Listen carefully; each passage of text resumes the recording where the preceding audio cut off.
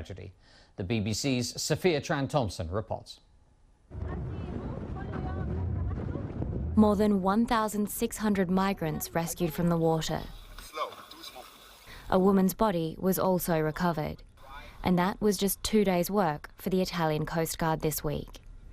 According to the UN Migration Agency, the crackdown on the Western Balkan path and the EU-Turkey deal has forced migrants to choose more dangerous routes to Europe.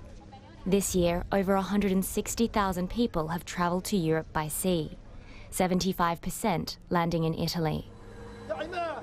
Many don't make it to Europe. On Friday, the Libyan Coast Guard pulled close to 300 migrants from the sea, just 50 kilometres from Tripoli after their boats hit trouble. I had a goal leaving my country. I was coming to go straight to Italy, but this is the second time being caught in water, so I don't know my fate now, and I cannot return back to my country. I don't really know what I'm going to do now.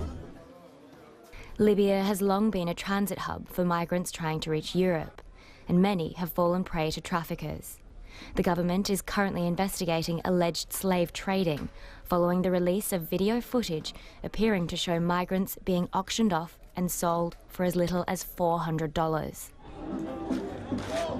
Activists claim the abuses have been previously reported and that world leaders haven't taken adequate action. On Friday, protesters took to the streets of France and Senegal. We are appalled, along with millions of French people and people around the world who find it hard to believe that in the 21st century slavery exists in this way. Condemnation is not enough. We want concrete measures to get our brothers and sisters out of Libya. We want the International Criminal Court to investigate and prosecute the criminals.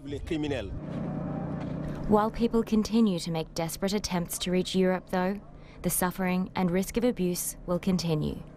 Sophia Tran-Thomson, BBC News. A large-scale international study into suicides in prison has found no clear link between overcrowding and the number of inmates who take their own lives. Packed prison cells have traditionally been thought of as a highly significant factor. The researchers concluded that the best way to reduce prisoner suicides would be to improve access to psychiatric care and social welfare. An escaped circus tiger has been shot dead on the street